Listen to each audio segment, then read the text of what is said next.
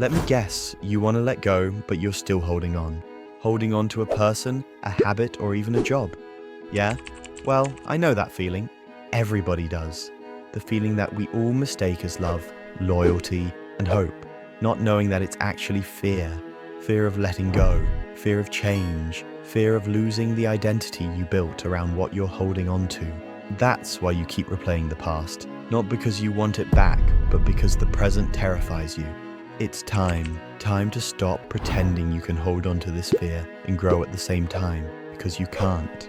It's like trying to build a new future with one foot chained to the past. If you want a better life, you need to learn how to let go and never look back. Just give me 2 minutes of your time and I'll show you how, step by step. Step 1. Remind yourself that thinking about that toxic friendship you left, going through old conversations that you had with someone, and stalking their socials won't result in a different outcome. They said what they said, they left, they changed, or maybe you did. Whatever it was, it's dead. They're not coming back.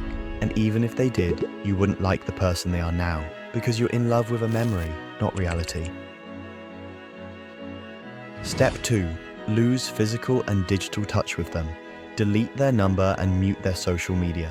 No stalking, no calling, and no checking in. Stop creating chances to accidentally fall back into old pain. If you leave the door open, you're begging to get hurt again. Forget about closure. You need distance. It's necessary. Step 3. Rewire your triggers. Your brain hits play when you see their favorite song or a place you went together. Flip the switch. Play a new song or go somewhere different. Make your mind work for you, not against you. Step 4. The final step. Build a new identity daily. Who are you without the you that needed them? Start small. A new hobby, a new morning routine, a new circle. Do one thing that your old self never dared to do. Then you'll realize that you don't need them in your life. That's it. The 4 simple steps that helped me let go of toxic people in my life. But what if you wanted to let go of your bad habits, not people? All you have to do is acknowledge that habits aren't mistakes, they're choices. So every time you repeat them, you're just pretending they're out of your control.